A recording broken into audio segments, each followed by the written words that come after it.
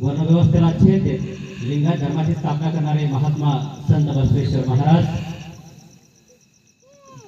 छत्रपती शिवाजी महाराजांचे खरे गुरु जगद्गुरु संतश्रेष्ठ तुकाराम महाराज आणि खबरदार शेतकऱ्याच्या भाईच्या लढ्याला सुद्धा हात लागणार नाही असा कारभार ज्यांनी या महाराष्ट्राच्या मातीमध्ये कृतीभूत केला ते रयतेचे राजे कुळवाडी भूषण बहुजन प्रतिपादक विश्ववंद्य छत्रपती शिवाजी महाराज।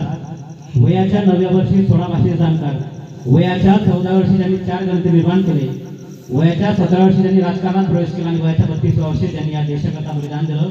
या जगातील सगळ्यात लहान वयाचे इतिहास संशोधक लेखक म्हणून ज्यांची ख्याती आहे ते छत्रपती संभाजी महाराज। त्यांनी छत्रपती शिवाजी महाराजांना स्वराज्याची प्रेरणा दिली। प्रतिकपचंद्र लेखे व उपदेश विश्वंदिता शासन शिवशेषा मुद्रा भद्राय राजते हे पेठ छत्रपती शिवाजी महाराजांना ज्यांनी स्वराज्याची प्रेरणा दिली ते स्वराज्य संकल्पक छत्रपती शहाजी महाराज। ज्या माऊलीने महाराष्ट्राच्या मातीमध्ये 2 छत्रपती घडवले ते राजमाता राष्ट्रमाता मासाहेब जिजाऊ, क्रांतीसूर्य राष्ट्रपिता महात्मा ज्योतिबा फुले, सावित्रीबाई फुले। मला संविधान लिहिताना फारसे कष्ट घ्यावेच लागले नाहीत कारण माझ्या डोळ्यासमोर छत्रपती शिवाजी महाराजांचा इतिहास होता। अशा शब्दामध्ये ज्यांनी माझ्या शिवरायांचा गौरव केला ते घटनेचे शिल्पकार परमपूज्य बोधिसत्व महामानव भारतरत्न विश्वरत्न डॉक्टर बाबासाहेब आंबेडकर। इथली न्यायव्यवस्था देखील काही रखिलांची झाली, ही संसद देखील हिजड्यांची हवेली झाली। मी माझ्या व्यथा कोणाकडे मांडू कारण इथली व्यवस्था भ्रष्टतेने रंगीन झाली। दलित साहित्याचा पहिला हुंकार आणि ज्यांनी छत्रपती शिवाजी महाराजांचे पोळे रशियाच्या चौकात गायले ते खरे शिवशाहीर साहित्यरत्न अण्णाभाऊ साठे। या जगाच्या पाठीवरचे शेवटचे संत वंदनीय राष्ट्रसंत तुकडोजी महाराज आणि ज्यांनी साध्या सोप्या वऱ्हाडी बोली भाषेमध्ये त्यांनी या समाजाचं प्रबोधन केलं। दिवसा गावरस्ता स्वच्छ केला आणि रात्री प्रबोधनाच्या माध्यमातून इथल्या बहुजन समाजाचं प्रबोधन केलं। बापा असे कशी येडी भाजी तुम्ही, अबे डोक्यात बदबदू आहे, अबे डोळे हाय डोळ्यात चिपळ आहे, अबे नाक आहे नाकात शेमूळ आहे। देव का तुमच्या अंगात आले का रिकामा आहे का रे? देव कधीच अंगात येत नसते, देव अंगात आणणारे बदमाश असतात। अशा साध्या सोप्या वऱ्हाडी बोली भाषेमध्ये यांनी या समाजाचं प्रबोधन केलं ते वैरागी मूर्ती संत श्रेष्ठ गाडगे महाराज। 23 मार्च 1931 रोजी लाहोरच्या जेलमध्ये छत्रपती शिवाजी महाराजांचं ज्यांनी नाव घेतलं, जिस चोले को पहन शिवाजी खिले अपनी जान पे आज उसी को पहन के निकला, हम मस्तों का टोला मेरा रंग दे बसंती चोला। ज्यांनी छत्रपती शिवाजी महाराजांचं नाव घेऊन फासावर केले ते क्रांतीवीर वीर हुतात्मा भगतसिंग व ज्या महापुरुषांनी युगपुरुषांनी आणि महामातांनी या बहुजन समाजाच्या उद्धाराकरता आपल्या जीवाचे अखेरचे श्वास मोजले त्या तमाम महापुरुषांना युगपुरुषांना आणि महामातांना मी प्रथमतः विनम्र अभिवादन करतो आणि जोड्यांच्या टाळ्यांच्या गजरात त्यांना आपण मान म्हणून आणतो।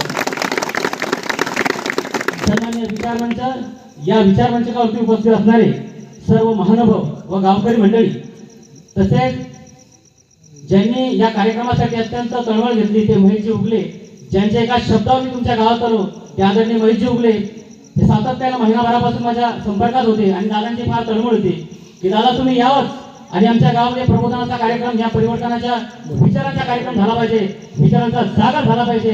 त्याबद्दल महिलांसाठी सुद्धा आपण एकदा जोरदार टाळ्या वाजवायच्या आहे।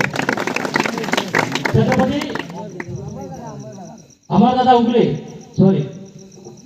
तर छत्रपती शिवाजी महाराजांचा विचार आम्ही सातत्याने समाजामध्ये फिरत असतो। छत्रपती शिवाजी महाराज हे ढाल तलवारीच्या पलीकडे छत्रपती शिवाजी महाराज आपल्याला कळले पाहिजे।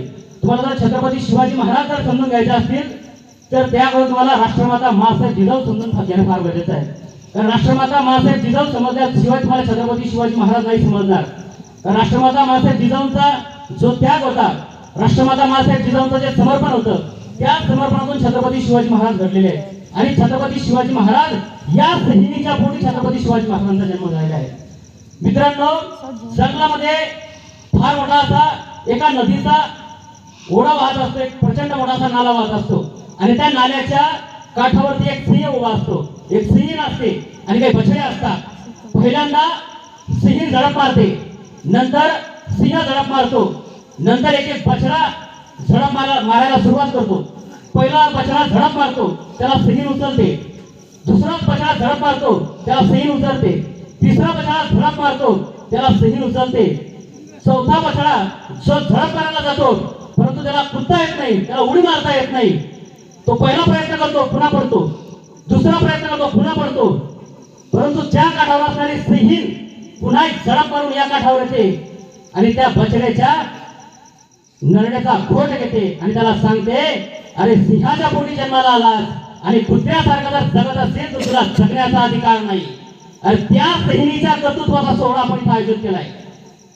सातत्याने तुला सांगत असतो की आम्ही मराठा सेवा संघ संभाजी ब्रिगेड या प्रवाहात आम्ही वाढलेले लोक आहोत. हा विचार आम्ही सातत्याने समाजामध्ये करत असतो. आणि मराठा सेवा संघ संभाजी ब्रिगेड या संघटनेमध्ये अशी कुत्र्यासारखी पैदास नाही, तर ही संघटना सिंहाच्या छाव्यांना जन्म देणारी आणि त्याची परवरिश करणारी संघटना म्हणजे संभाजी ब्रिगेड आहे. आणि तो विचार आम्ही सातत्याने समाजामध्ये सांगत असतो. जगद्गुरु संत प्रेक्षक तुकाराम महाराज म्हणतात की खंड बनल्यापेक्षा गुंडे बना आणि छक्के बनल्यापेक्षा पक्के बना. कारण जगद्गुरु तुकोबारायांचा अभंग आहे, माझ्या जवळचा नाही, माझ्या आजाचा नाही, माझ्या पंजाचा नाही, जगद्गुरु तुकोबारायांचा अभंग आहे. पुत्र व्हावायचा गुंडा ज्याचा त्रिलोकी झेंडा. आणि तो विचाराचा झेंडा रोवण्याचं काम आम्ही सातत्याने मराठा सेवा संघ संभाजी ब्रिगेडच्या माध्यमातून करत आहोत साहेब. आणि त्या सिंहाच्या कर्तृत्वाचा सोहळा तुम्ही आरोग्याने तर या गावामध्ये आयोजित केलाय, त्याबद्दल मी सर्व गावकऱ्यांचे एकदा जोरदार टाळ्यांच्या घरात आपण स्वागत करूया.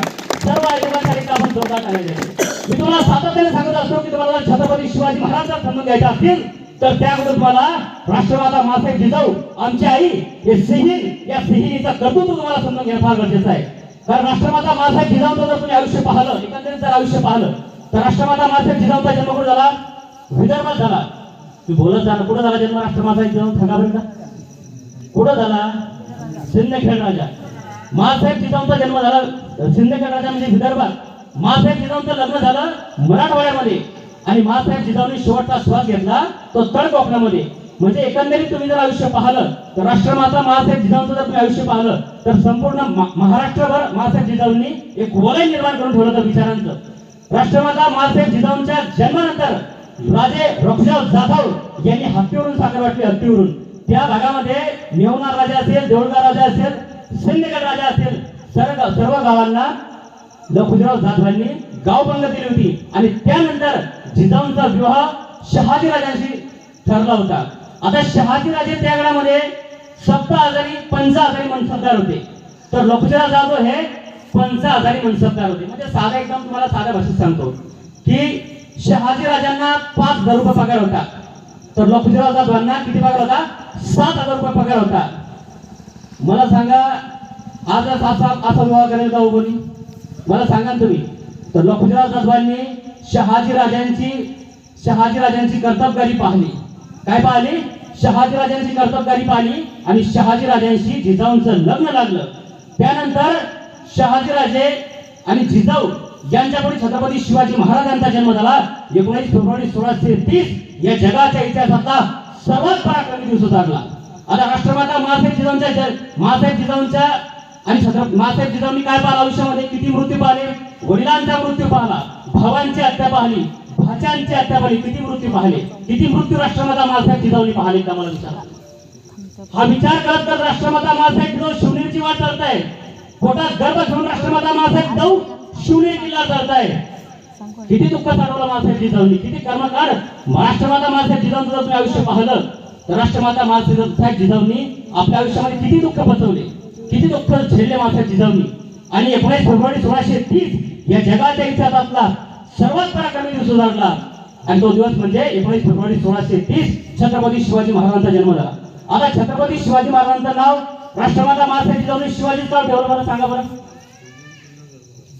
शिवनेरी किल्ल्यावर जन्म झाला म्हणून. बरोबर. अजून सांगा. बोलत झाला का? आसाराम बापूचं सत्संग आहे का? कोणी म्हणते शिवाजी देवीच्या नावावर ठेवलं. बरोबर आहे तर नाही. तर राष्ट्रमाता मासाहेब शिवाजी हे नाव 1600, 1700, 1500 म्हणजे इतिहासामध्ये पहिल्यांदा. जिजाऊ हे नाव इतिहासामध्ये पहिल्यांदा आलंय. शिवाजी हे नाव इतिहासामध्ये पहिल्यांदा आलंय. तर शि म्हणजे शिका, वा म्हणजे वागा आणि जी म्हणजे जिंका. शिवबा शिकल्याप्रमाणे जर वागलं तर जग जिंकाल, ते म्हणजे शिवाजी. पुढे डॉक्टर बाबासाहेब आंबेडकरांनी आपल्याला ते सांगितलंय की शिका, संघटित व्हा आणि संघर्ष करा. बाबासाहेब आंबेडकर काय म्हणतात की शिक्षण हे कशाचं दूध आहे? बकरीचं, म्हशीचं, गाईचं का कशाचं दूध आहे? मग सांगा ना. शिक्षण हे वाघिणीचं दूध आहे. Education is milk of tigers. जो पिणार तो गुरगुरणार. म्हणून शिका, वागा, जिंका म्हणजे ते म्हणजे छत्रपती शिवाजी महाराज. आणि छत्रपती शिवाजी महाराज राष्ट्रमाता मासाहेब जिजाऊ आणि शहाजी राजांच्या तालमीमध्ये लढतायत. पुढे लढतायत बँगलोरला. त्यानंतर छत्रपती शिवाजी महाराज बँगलोरला घडतायत. शहाजी राजे आदिलशहाचे सरदार होते. म्हणजे आदिलशाही निजामशाही